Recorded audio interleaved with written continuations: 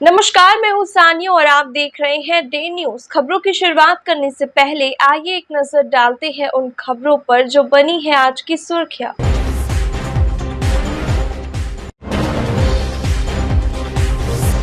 एक और दर्दनाक हादसे में 3 लोगों की डूबकर हो गई मौत। मूर्ति विसर्जन के दौरान हुई घटना। मृतकों में है 2 सगे भाई। परिवार में मच गया है कोहराम।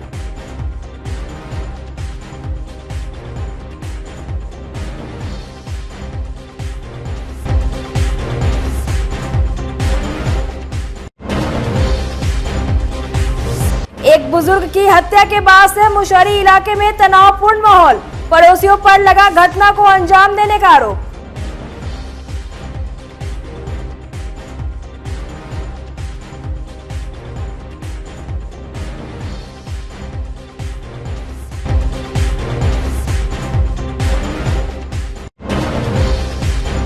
और नाव हादसे के बाद से भयभीत और आई नया गांव। परसामा वासियों ने लखनदेई नदी पर कर डाला चर्चित पुल का निर्माण। वर्षों से करते आ रहे थे नाव से आवागमन।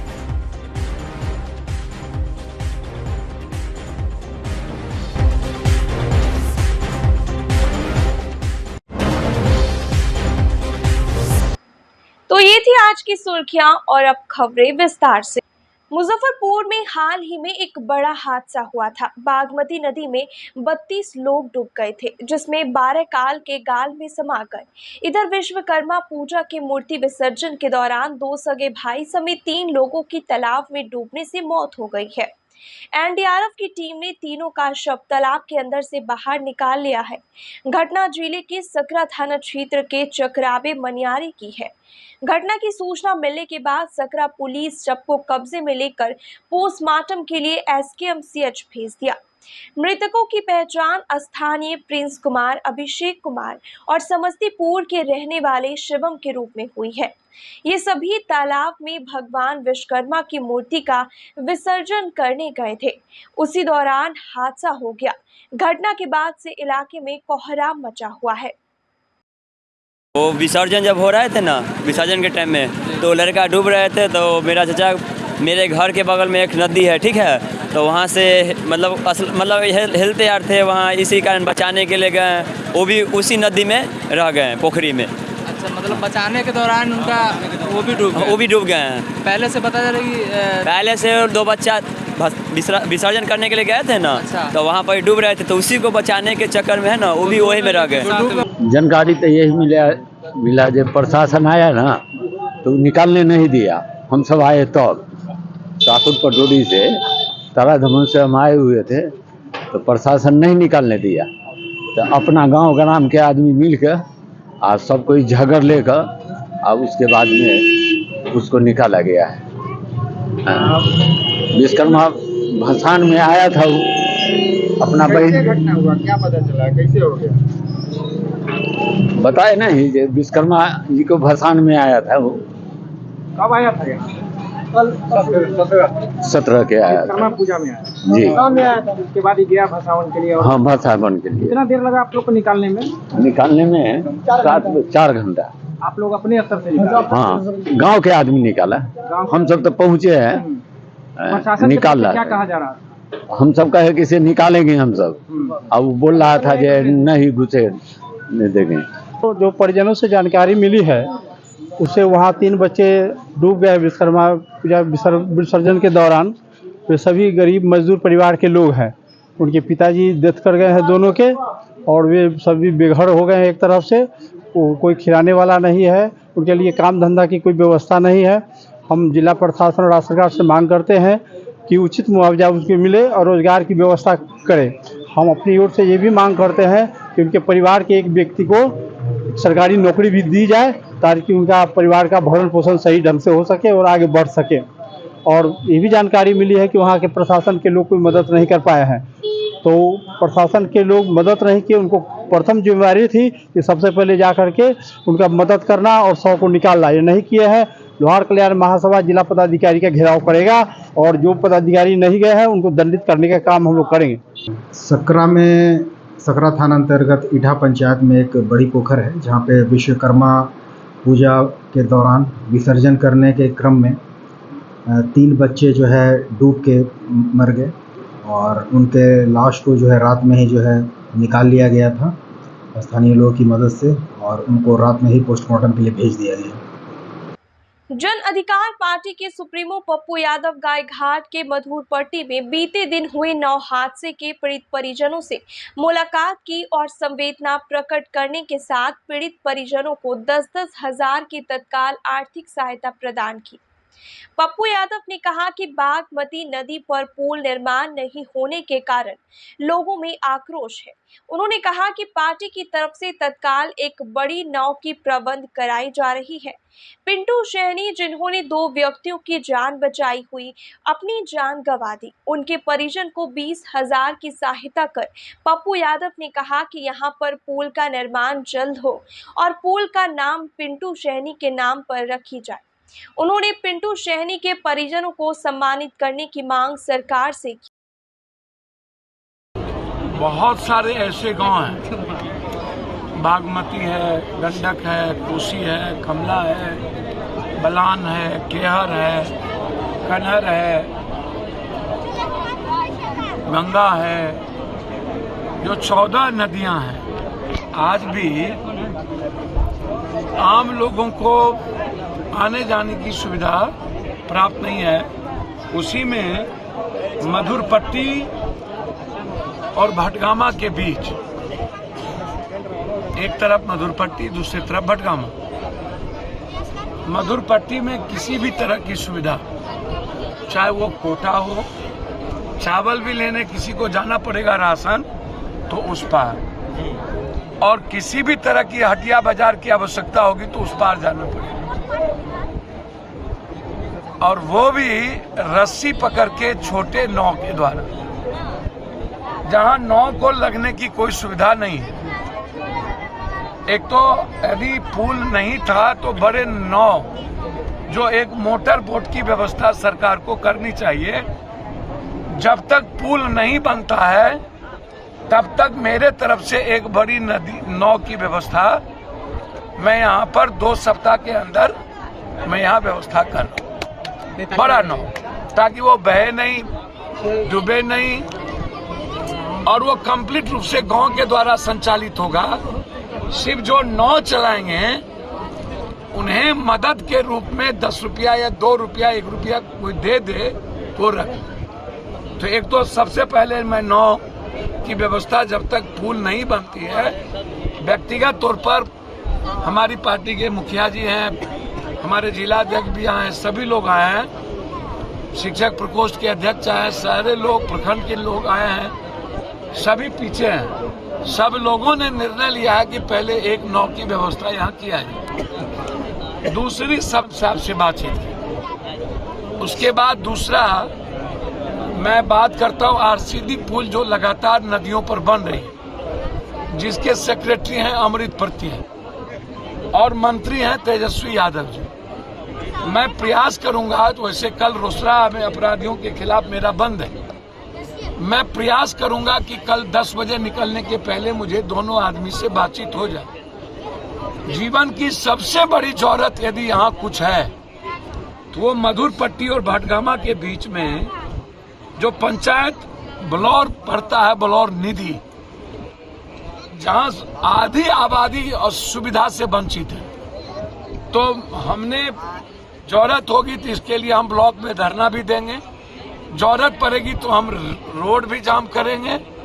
हम सरकार से, डीएम साहब से हमने कहा कि आप लिख कर जो आप सरकार को भेजिएगा उसकी एक कॉपी हमको दे दीजिए, और उसके बाद ये मेरी जिम्मेदारी होगी कि बनता है। जबकि पहले भी 7 आदमी यहाँ मर चुके हैं और लगातार यहाँ से मंत्री संतरी सरकार से जुड़े लोग रहे हैं। पता नहीं एमपी एमएलए की जिम्मेदारी ये क्यों नहीं महसूस करते हैं। कब तक 5 किलो अनाज पर ही जनता मस्त हो जाएगी और ईटा पर और मिट्टी, भारत की मिट्टी पर, ये तो जनता जाने। जब जनता कोई बात कहती है तो मुझे लगता है कि जनता सबसे बड़ा दोषी है। जिस देश में 5 किलो 7 किलो अनाज पर जनता खुश हो जाए, जीवन चला ले, जिस देश में जाति और हिंदू मुसलमान पर जनता खुश हो जाए और उसके बाद जब बड़ी बड़ी बात जनता करता है तो ये दुनिया का सबसे दुखद घटना है। इन सारे चीजों की जिम्मेदारी जनता है कि उन्होंने लड़ना और आवाज देना छोड़ दिया। बलौर के लिए डीएम साहब से कहा कि अविलंब इसको आप रूम बनवाइए। अभी जिन परिवार का लोग नहीं मिले थे उनको 10-10 हजार रुपया हमने मदद तत्काल उनके पारिवारिक सुविधा के लिए, सब लोग गरीब, मैंने हमारी पार्टी के तरफ से कर दी गई। निश्चित रूप से 4 लाख का चेक मिला है। मैं समझता हूं कि अविलंब लाश मिले न मिले, यह कानून कहता है कि लाश मिलने के बाद हम देंगे, लेकिन मेरा प्रेशर रहेगा कि 2 दिनों तक यदि लाश नहीं मिलता है तो सारे परिवार को 4-4 लाख का चेक सरकार दे। लेकिन मैं आपको विश्वास दिलाता हूं, इस बलौर पंचायत खास तौर पर मधुरपट्टी और भटगामा की आजादी के लिए हम आज से ही अनवरत आवाज उठाएंगे, लड़ाई लड़ेंगे। जब तक पुल नहीं बनेगी तब तक हमारी लड़ाई जारी रहेगी। मुजफ्फरपुर में हुए 9 हादसे के बाद से नदी के किनारे बसने वाले लोग डरे सहमे हैं। अब हर कोई नाव से नदी को पार नहीं करना चाह रहा है। मुजफ्फरपुर के एक गांव में सामाजिक सहयोग से चचरी पुल का निर्माण करवाया गया। सामाजिक सहयोग में हिंदू और मुस्लिम समाज के लोगों ने बढ़ चढ़कर हिस्सा लिया। निर्माण के बाद चचरी पुल का उद्घाटन भी किया गया। मामला जिले के औराई प्रखंड के नया गांव परसामा का है, जो लखनदेई नदी के किनारे बसा है। मधुरपट्टी गांव में हुए हादसे के बाद परसामा गांव के लोगों ने एक सामाजिक बैठक कर हर घर से चंदा इकट्ठा किया।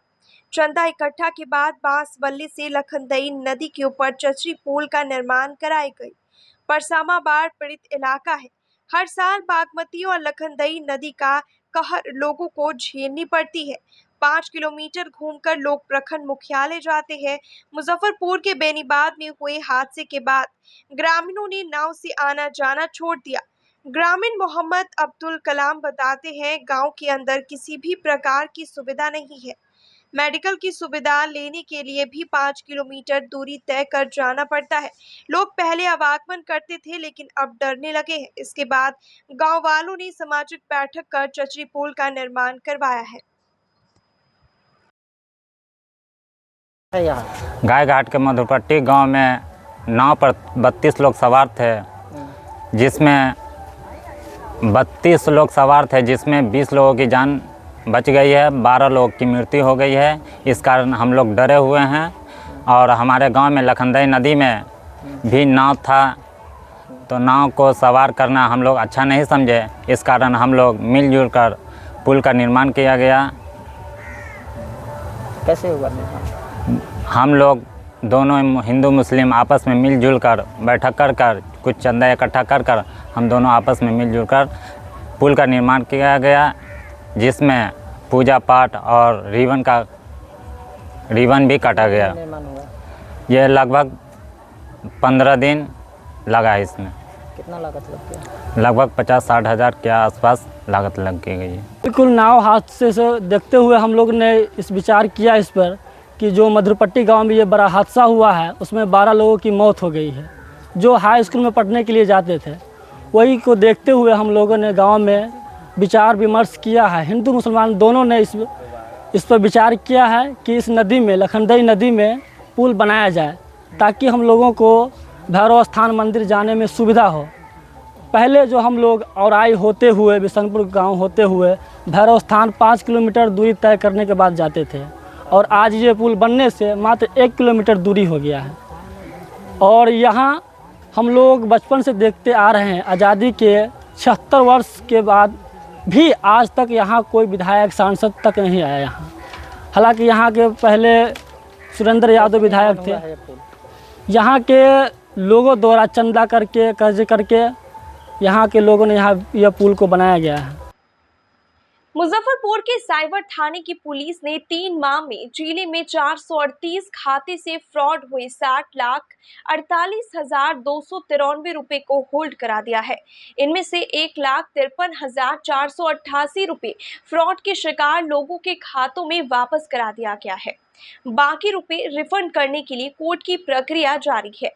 साइबर थाना खुलने के बाद से अब तक की उपलब्धियों की जानकारी देते हुए प्रभारी एसएसपी अरविंद प्रताप सिंह ने बताया कि जिले में गत 9 जून को साइबर थाने का उद्घाटन तिरहुत रेंज के आईजी पंकज सिन्हा ने किया था। थाना खुलने से अब तक 21 प्राथमिकी दर्ज की गई थी। इस अवधि में 438 खाते से फ्रॉड किए गए 60,48,293 रुपए को पुलिस ने होल्ड करा दिया। एनसीआरपी पोर्टल के माध्यम से 1,53,438 रुपए खाता धारक को रिफंड करा दिया गया है। साइबर थाने की पुलिस ने 19 फर्जी फेसबुक और इंस्टाग्राम अकाउंट को भी बंद करा दिया है। साइबर थाने की पुलिस लगातार सोशल मीडिया की मॉनिटरिंग कर रही है। साइबर फ्रॉड से पीड़ित व्यक्ति अपने किसी भी नजदीकी थाने में प्राथमिकी दर्ज करवा सकते हैं या 1930 पर कॉल खाते से हुए फ्रॉड की जानकारी दे सकते हैं। इसके अलावा cybercrime.government.in पर ऑनलाइन अपनी शिकायत दर्ज करा सकते हैं। देखिए, जैसा कि आप लोग पूर्व से परिचित हैं, बिहार पुलिस द्वारा साइबर जो अपराध हैं उन पर अंकुश लगाने के लिए सभी जिलों में साइबर थानों का गठन किया गया है और इन साइबर थानों ने लगभग जून माह से अपना कार्य प्रारंभ किया है और आज हम लोग इनकी अपेक्षित प्रगति के बारे में ये प्रेस ब्रीफ जारी कर रहे हैं। जो साइबर थाना मुजफ्फरपुर है ये 9 जून से प्रारंभ हुआ था और 9 जून से लेकर 15 सितंबर तक इन्होंने लगभग 60,48,293 रुपये का ट्रांजैक्शन होल्ड करवाया है। यानी किसी भी प्रकार की सूचना मिलने पर ससमय हस्तक्षेप करते हुए उन संदिग्ध खातों में 60 लाख से अधिक की राशि होल्ड कर ली गई है। इस राशि में से 1,53,468 रुपये खाता धारकों को वापस भी किया गया है और चूंकि पैसा वापस करने में न्यायालय के माध्यम से ये प्रक्रिया होती है, हम लोग कोशिश करेंगे कि जल्दी से जल्दी जो पैसा होल्ड किया गया वापस करवाया जा सके। कुल मिलाकर 21 कांड प्रतिवेदित हुए हैं और 19 के आसपास जो फर्जी अकाउंट हैं उनको भी बंद करवाया गया है और साइबर थाने के माध्यम से सोशल मीडिया में हेट स्पीच करने वाले लोगों पर भी निगरानी रखी जा रही है और वहां पर शिकायत जो पुलिस से संबंधित शिकायतें दर्ज होती हैं उनके बारे में भी ये लोग संबंधित पुलिस प्रतिष्ठानों को समय समय पर इंफॉर्मेशन दे ही रहे हैं। लेकिन ये जो 60 लाख की राशि हुई है इसके लिए डीएसपी वेस्ट जो साइबर थाने को देख रहे हैं और उनकी टीम बधाई की पात्र है। मुजफ्फरपुर के अखाड़ा घाट रोड कुमार मार्केट में मंगलवार को थाली महल रेस्टोरेंट का उद्घाटन डिप्टी मेयर डॉक्टर मोनालिसा एवं चेंबर ऑफ कॉमर्स के अध्यक्ष श्याम सुंदर भीमसरिया ने संयुक्त रूप से फीता काट कर किया। थाली महल में मुख्य रूप से थाली कॉन्सेप्ट पर फोकस किया गया है, साथ ही स्टार और सामान्य मेनू भी है। इसके अलावा मुख्य आकर्षण का केंद्र रूफटॉप है जिसमें खुले आसमान के नीचे कॉकटेल और व्यंजन का म्यूजिक साउंड के साथ लुत्फ उठा सकते हैं। पूरे रेस्टोरेंट को बम्बू से ही सजाया गया है जिसमें नेचुरल लुक देने की कोशिश की गई है। इसके प्रोप्राइटर हिमांशु नथानी और कमल नथानी ने कहा, शहर को कुछ अलग देने की सोच के साथ इसकी शुरुआत की गई है। उद्घाटन के मौके पर डॉक्टर नवीन, प्रिंशु मोदी, वार्ड पार्षद केपी पप्पू, भरत नथानी, सौरभ खेतान सहित काफी संख्या में लोग मौजूद थे। आज थाली महल के ओपनिंग में मैं यहाँ आई हूँ तो सबसे पहले यहाँ के ऑनर कमल जी को मैं बहुत बहुत धन्यवाद देती हूँ कि उन्होंने मुझे आमंत्रित किया और उनके लिए ढेर सारी शुभकामनाएं हैं। वो आगे बढ़ें और मुजफ्फरपुर में अपनी एक नई पहचान बनाएं और बहुत अच्छा लुक है, नेचुरल लुक लग रहा है। कलकत्ता के तर्ज पर ये बैम्बो का पूरा डेकोरेशन किया गया है और यहाँ की सर्विसिंग भी बहुत अच्छी है, फूड क्वालिटी भी बहुत अच्छी है। तो उन सभी को, जितने भी ऑनर और जितने भी सदस्य हैं थाली महल के, सभी के लिए ढेर सारी शुभकामनाएं और आगे बढ़े। बहुत बहुत धन्यवाद। है कि शहर में गांव का आनंद लोग लेते हैं। इस बाबा गरीबनाथ नगरी का एक एक सेवक, यहाँ का सोच अलग है। Be different, make the difference. You will know please, शहर के वासियों के लिए एक नया तोहफा के रूप में बाबा गरीबनाथ नगरी क्षेत्र का हमारे परिवार का बच्चा, नाथानी फैमिली से, इस बच्चे को मैं जब देखता था पढ़ते हुए उसी समय होनहार होत के होत चिकने पात इस बच्चे ने इतना नयापन किया है कि शहर में एक नया तोहफा दे दिया है कि शहर में कोई अगर गांव का अगर स्वरूप चाहता है, मज़ा लेना चाहता है, आनंद लेना चाहता है अपने परिवार के साथ, आइए मुजफ्फरपुर के अखाड़ा घाट में बहुत ही अच्छा रूप टॉप थाली के सिस्टम में लाया है। और यहाँ छत के ऊपर कोई जाना नहीं चाहता था और शहर में ये छत के ऊपर एक शहर, एक परिवार बसाना चाहता है ये बच्चा। इसके लिए सर बहुत शुभकामनाएं हैं और साथ में शहरवासियों से अपील भी है कि आइए एक बार इसका आनंद जरूर लीजिए। जो शुभारंभ किया हमने, इसका नाम है थाली महल restaurant and open rooftop cafe. Restaurant में हमने क्या किया है, इसको एकदम unique state of the art bamboo design बनवाया है, जो कि सिर्फ सारे बाहर के कारीगरों के साथ हुआ है और एक अपने आप में एक एक्सपीरियंस है यहाँ आके भोजन करना। ओपन रूफटॉप कैफ़े जो हमने बनवाया है, ये कंप्लीट ओपन रूफटॉप है। यहाँ पे आपको हुक्का, अलग कॉन्टिनेंटल चाइनीज़ डिशेस का मज़ा मिलेगा। यहाँ पे आप टोटल व्यू एंजॉय कर सकते हैं, पैनारोमिक व्यू मिलेगा आपको। तो कृपया पधारें, एक्सपीरियंस करें, डाइनिंग करें। ये डाइनिंग से ज़्यादा आपके लिए एक्सपीरियंस होगा, तो पधारें और हमें अनुग्रहित करें।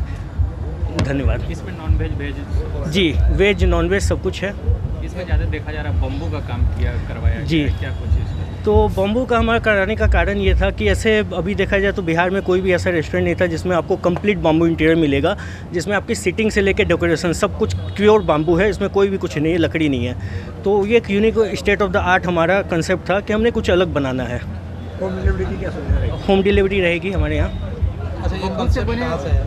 ये कॉन्सेप्ट एक्चुअली ये बंगाल में कॉन्सेप्ट काफ़ी बार देखा गया है, तो वहाँ से हमने देखा कि वो वहाँ पे लोग जाते हैं, एक अच्छा एक्सपीरियंस मिलता है उन्हें और बाम्बू का एक अलग फील होता है। अगर आप बाम्बू इंटीरियर में बैठ के डाइनिंग करते हैं तो वो एक एम्बियंस बनाता है, आपको ऐसा लगता है कि आप एक देसी स्टाइल में बैठे हैं और एक शाही अंदाज में खाना खा रहे हैं, जो हमारा मोटो भी है, देसी स्वाद शाही अंदाज। बम्बू से बने डिशेज भी बिल्कुल, हमारा जो कुछ यूनिक डिशेज है जो जिसमें बाम्बू में ही बनेगा और बाम्बू में ही सर्व किया जाएगा। इसमें छत पे रूफ पे भी बैठने का व्यवस्था किया गया, खुले में इस तरह जी। रूफ टॉप जो है हमने बनाया है, जो कि कंप्लीट पैनारोमिक व्यू देगा सिटी का। ये कंप्लीट ओपन रूफ टॉप है, जहाँ पे कॉन्टिनेंटल चाइनीज़ स्टेट डिशेज आपको सर्व किए जाएंगे। सारे के सारे डिशेज जो होंगे वो अलग पैटर्न में और एक अलग एक्सपीरियंस के साथ सर्व किए जाएंगे। अभी कुछ छूट भी दिया जाएगा नया है तो? जी बिल्कुल, हाँ, हमारा प्रोमो ऑफर है। फर्स्ट मंथ जो हमारा इनॉग्रल ऑफर है 15% हम 1 मंथ देंगे।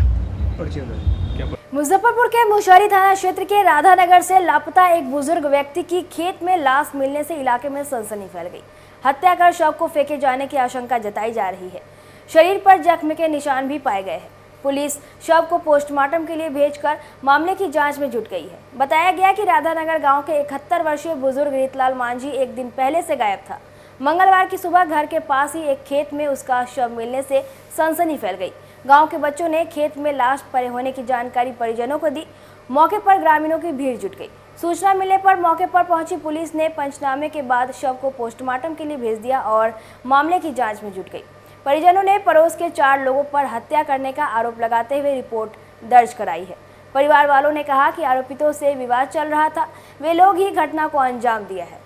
इधर डीएसपी ईस्ट शहरियार अख्तर ने भी प्रथम दृष्टया हत्या होने की बात कही है। उन्होंने कहा कि आरोपितों की तलाश में पुलिस जुट गई है। पोस्टमार्टम रिपोर्ट आने के बाद ही मौत के कारणों का स्पष्ट पता चल सकेगा। हमें पता चला कि मकई के खेत में वो पड़े हुए हैं। वहाँ लोग देखने गए हैं तो मुंह से ब्लीडिंग, कान से ब्लीडिंग आ रहा है, हाथ जो है ऐरायल है, पड़ल थे वहाँ पर।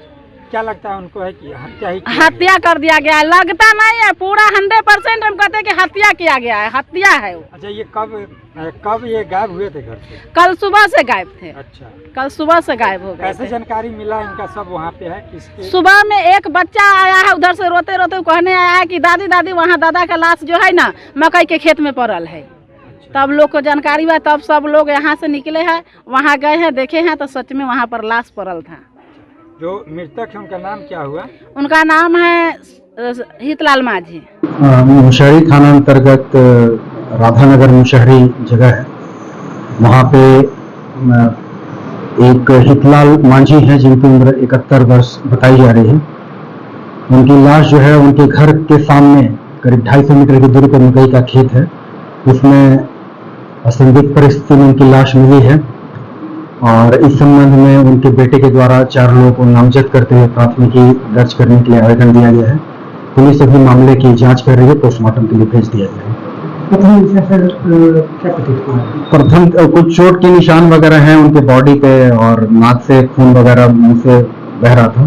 तो प्रथम दृष्टया तो हम लोग हत्या मान के ही अभी इस मामले को देख रहे हैं, फिर भी पोस्टमार्टम रिपोर्ट के बाद ही पूरी तरीके से बात स्पष्ट हो पाएगी।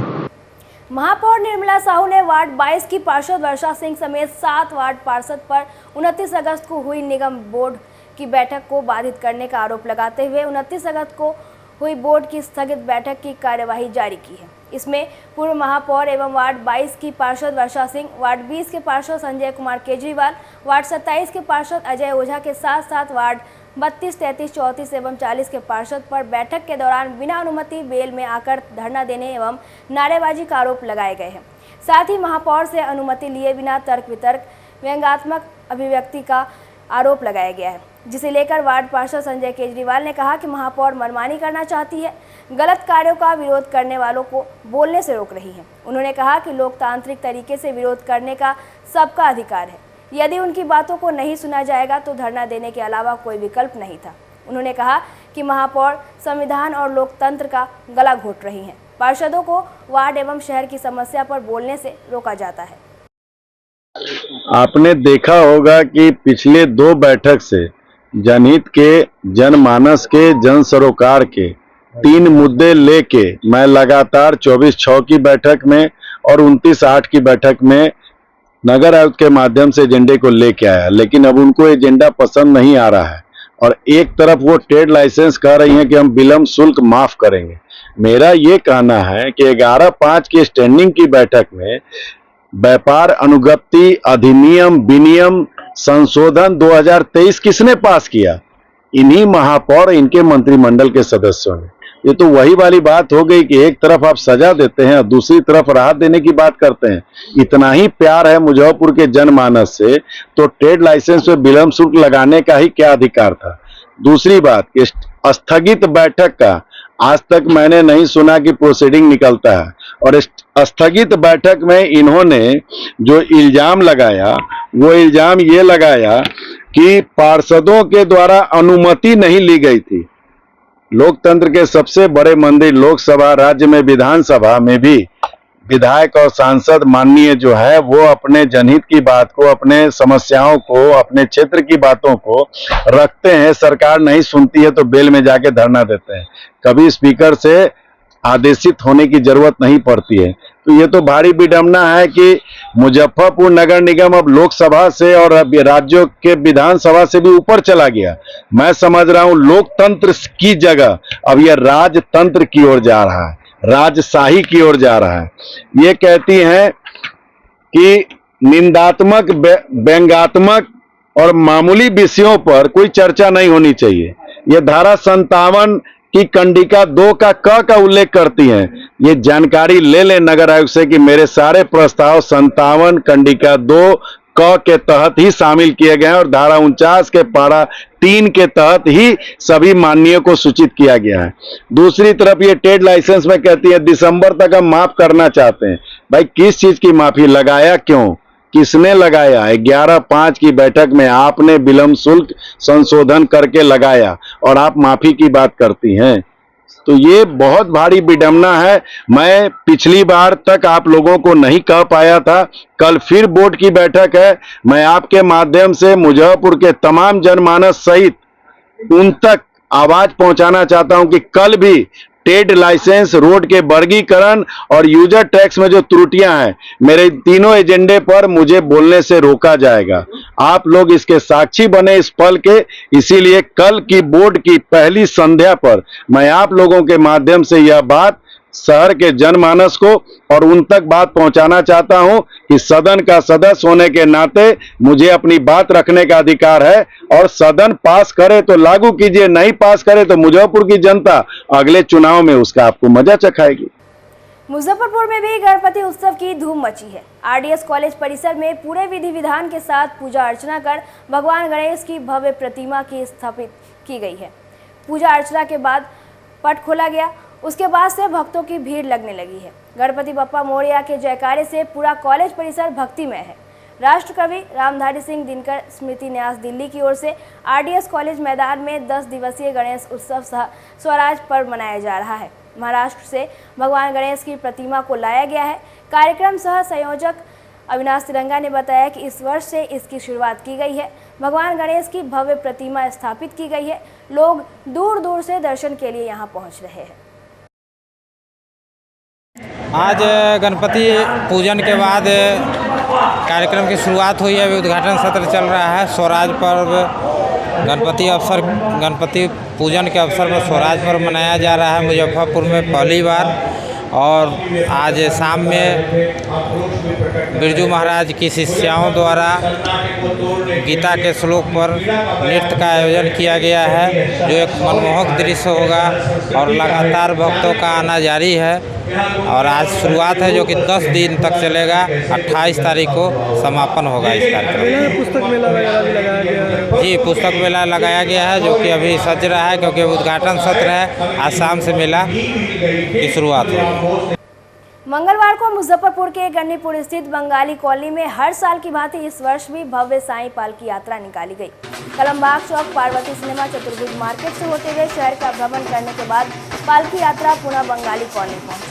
सैकड़ों की संख्या में श्रद्धालु झूमते नाचते यात्रा में शामिल हुए। 11वें वार्षिक उत्सव पर निकाली गई पालकी यात्रा के बाद साईं बाबा को 56 भोग का प्रसाद चढ़ाया गया। इसके साथ ही महाभंडारे का आयोजन किया गया, जिसमें खिचड़ी, खीर, सब्जी एवं बाबा को चढ़ाया 56 भोग का प्रसाद भक्तों के बीच वितरित किया गया। यात्रा को सफल बनाने में नारायण सिकंदर, सुमित नाग, पीयूष, रोहित, मानविक, नितिन, विक्की, प्रशांत, कृति पाखी सहित कई अन्य लोगों का महत्वपूर्ण योगदान रहा।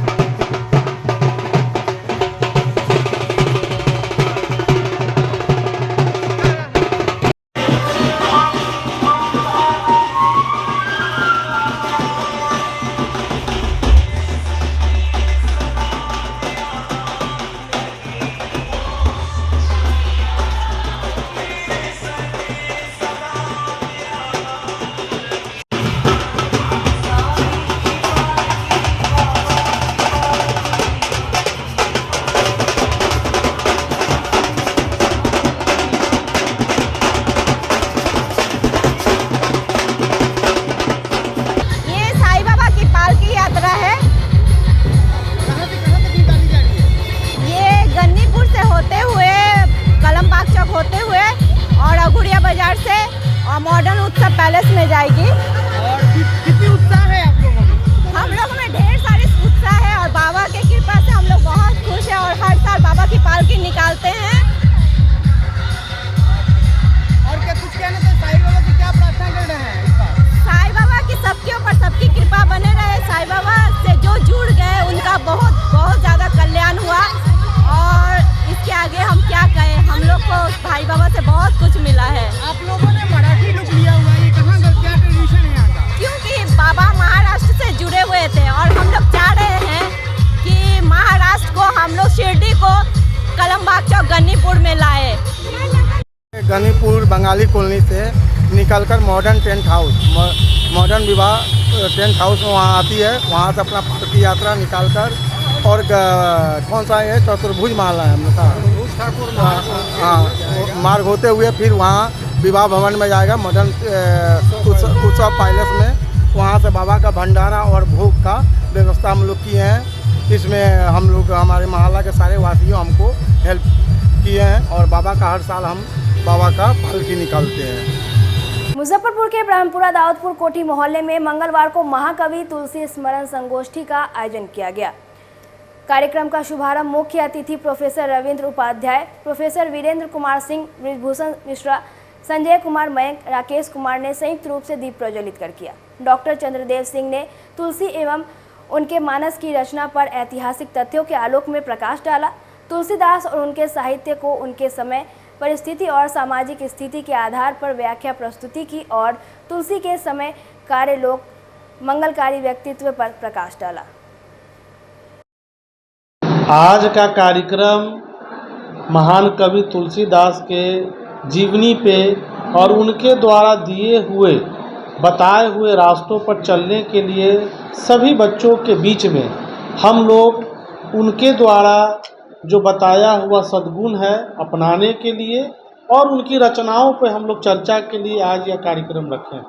यह कार्यक्रम पूरी तरीके से सांस्कृतिक कार्यक्रम है और इसमें पूरे समाज को संदेश जा रहा है कि आज जिस चरित्र को, जिस काव्य को लेकर हम लोग अपने जीवन में उतारे हैं और उसे आगे अपने बच्चों के बीच में कैसे ले जाना है, उसी पर आधारित यह कार्यक्रम है।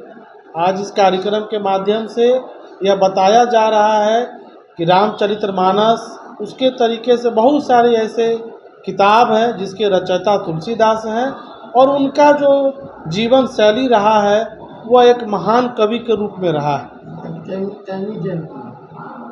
आज उनकी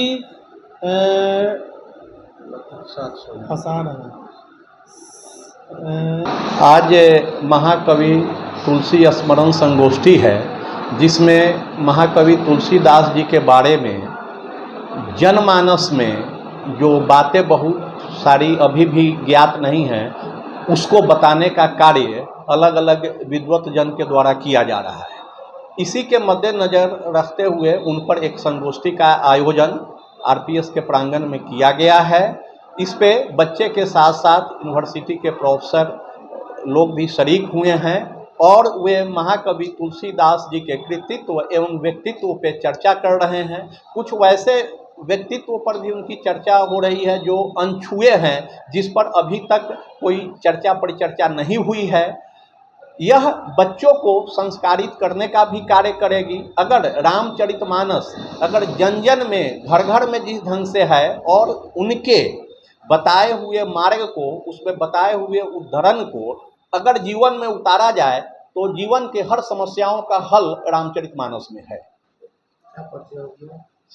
मुजफ्फरपुर कलेक्ट्रेट सभागार में मंगलवार को जिला उर्दू कोषांग की ओर से उर्दू निदेशालय मंत्रिमंडल सचिवालय विभाग के द्वारा प्रकाशित जिला उर्दूनामा पुस्तक का एडीएम सहित अन्य अधिकारियों ने विमोचन किया। बताया कि बिहार राज्य की द्वितीय राजकीय भाषा उर्दू के विकास और इसे बढ़ावा देने के उद्देश्य से उर्दू निदेशालय द्वारा जिला और राज्य स्तर पर मुशायरा, निबंध और भाषण आदि प्रतियोगिताओं का आयोजन किया जाता है। इन कार्यक्रमों को समाहित करते हुए जिला उर्दूनामा पुस्तक प्रकाशित की गई। मौके पर जिला कल्याण पदाधिकारी, जिला सांख्यिक पदाधिकारी, उर्दू भाषा कोषांग के सभी उर्दू अनुवादक और उर्दू के जानकार कई शिक्षाविद मौजूद रहे। मुजफ्फरपुर जिले का जिला उर्दूनामा 2023-24 रिस्पेक्टेड एडीएम सर के सक्सेसफुल लीडरशिप में लॉन्च किया गया है और ये बताते हुए हमें काफ़ी खुशी हो रही है कि ये पूरे बिहार राज्य में इस साल मुजफ्फरपुर ज़िला सबसे फर्स्ट है जो इस साल का ज़िला उर्दूनामा पब्लिश किया है और इसका टाइटल है मीज़ान उर्दू, जिसका मीनिंग है तराजू, वेट ऑन मेजर। तो इसका मेन मीनिंग है कि हमें अपने लाइफ में एक बैलेंस बनाकर चलना चाहिए, एक मिडिल पाथ को अडॉप्ट करना चाहिए जिससे कि सबका भला हो और अमन चैन और खुशहाली की जिंदगी सभी लोग जिए। आरजेडी अति पिछड़ा प्रकोष्ठ की ओर से मंगलवार को मुजफ्फरपुर के जुड़न छपरा स्थित जिला कार्यालय में आयोजित बैठक में आगामी लोकसभा चुनाव की रणनीति बनाई गई। मुख्य अतिथि के रूप में उपस्थित प्रकोष्ठ के प्रदेश अध्यक्ष अरविंद कुमार सहनी ने बताया कि 29 सितंबर को जिलावार कार्यकर्ता सम्मेलन का आयोजन किया जाएगा। सम्मेलन को सफल बनाने और लोकसभा चुनाव की तैयारी को लेकर बैठक की गई है। उन्होंने कहा कि अति पिछड़ा समाज के लोगों को एकजुट कर गरीबों के मसीहा लालू यादव और बिहार के उप मुख्यमंत्री तेजस्वी यादव का हाथ मजबूत करना है। उन्होंने कहा कि लोकसभा चुनाव में इंडिया गठबंधन से जो भी उम्मीदवार होगा, मुजफ्फरपुर के अति पिछड़ा समाज उनका समर्थन करेगी। आज मुजफ्फरपुर जिला राष्ट्रीय जनता दल अति पिछड़ा प्रकोष्ठ के द्वारा हम लोगों को बैठक बुलाई गई है। बैठक का मुख्य उद्देश्य है कि बिहार प्रदेश राष्ट्रीय जनता दल द्वारा पूरे बिहार में जिलावार अति पिछड़ा सामाजिक जागरूकता सम्मेलन करने का निर्णय लिया गया है और उसी के मद्देनज़र रखते हुए 29/9/2023 को मुजफ्फरपुर ज़िला में भी हम लोगों का जिला स्तरीय कार्यक्रम है और आज हम लोग के माननीय अध्यक्ष जी जिला के और अति पिछड़ा के जिला अध्यक्ष अरविंद कुमार साहनी जी के नेतृत्व में यहाँ तैयारी समिति की बैठक बुलाई गई है। उसमें हमारे जिला के कई संगठन के अति पिछड़ा के प्रभारी भी आए हैं। पप्पू साहनी जी हैं, भोला शाह तुरहा जी हैं, हमारे ललन शाह जी हैं और जिला के सभी हमारे प्रधान महासचिव हैं सुधीर भाई, हमारे अति पिछड़ा समाज के नेता पूर्व MLC प्रदेश के उपाध्यक्ष आदरणीय गणेश भारती साहब हैं। हम तमाम लोग यहाँ पर अति पिछड़ा समाज के साथ साथ जो राष्ट्रीय जनता दल के वरिष्ठ नेता हैं जिला के, सभी लोगों ने हम लोग बैठ करके कैसे सम्मेलन को विराट बनाया जाए, विशाल रूप दिया जाए, इसके लिए हम लोग आज एकत्रित होकर के विचार विमर्श कर रहे हैं। क्या रूपरेखा है सम्मेलन? चूँकि ये धरती जो है मुजफ्फरपुर ज़िला वो समाजवादियों की धरती रही है और ख़ास करके अति पिछड़ा समाज के शहीद जुब्बा साहनी जी के नाम से जाना जाता है धरती। और हमेशा हमारे आदरणीय नेता गरीबों के मसीहा आदरणीय लालू प्रसाद जी, आप सब लोगों को पता है कि उन्होंने अति पिछड़ा समाज को बिहार में सबसे अधिक सम्मान यदि कहीं देने का काम किए हैं, मुजफ्फरपुर की धरती के लोगों को देने का काम किया है। हमारे शहीद जुब्बा साहनी जी के नाम से यहाँ पर बहुत बड़ा एक पार्क बना करके और उन्होंने हमारे समाज को सम्मानित करने का काम किया है।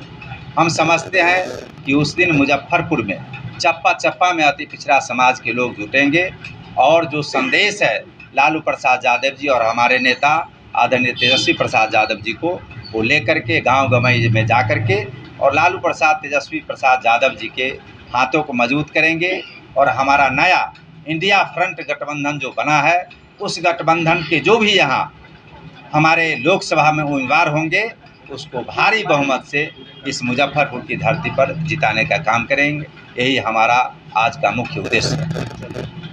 प्रधानमंत्री नरेंद्र मोदी के जन्मदिन के उपलक्ष्य में भाजपा की ओर से देशव्यापी कार्यक्रम सेवा पखवाड़ा चलाया जा रहा है। मंगलवार को मुजफ्फरपुर पहुंची राष्ट्रीय महिला आयोग की पूर्व सदस्य सुषमा साहू के साथ भाजपा के जिला अध्यक्ष रंजन कुमार ने बताया कि 17 सितंबर से 2 अक्टूबर तक भाजपा आयुष्मान भव सेवा पखवाड़ा के रूप में मना रही है, जिसमें इस योजना से जुड़े सभी स्वास्थ्य और कल्याण केंद्रों पर ऑनलाइन रजिस्ट्रेशन करके आयुष्मान कार्ड बनवाने का काम करेगी। देखिए, बिहार में बहुत ज़्यादा संख्या दिया गया था, लेकिन मैं यहाँ पटना से पहले बात करती हूँ क्योंकि बिहार को देखेंगे, अभी हम पहले पटना को देख रहे हैं। मुजफ्फरपुर में भी हुई है, लेकिन पटना की ही संख्या, पटना तो केंद्र है जहाँ सरकार स्वयं बैठी हुई है। पटना की ही स्थिति बहुत खराब है। सब सरकार की थी कि देश में 27,000 से अधिक हॉस्पिटल में आयुष्मान कार्ड से इलाज की सुविधा मिल रही है वर्तमान में, और अब तक 24 करोड़ 82 लाख से अधिक आयुष्मान कार्ड बनाए जा चुके हैं। ये पूरे देश की मैं बात कर चुकी हूँ, लेकिन उसके बावजूद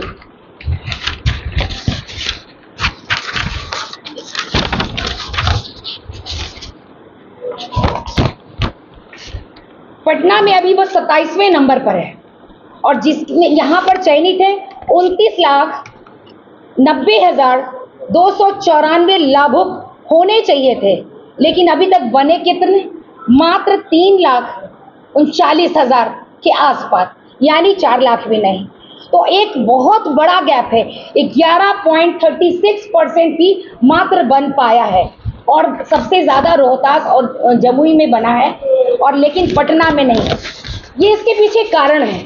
कारण ये था कि जैसे ही 2018 में इसकी शुरुआत हुई थी तो पेंडेमिक 2019 से पेंडेमिक लग गया।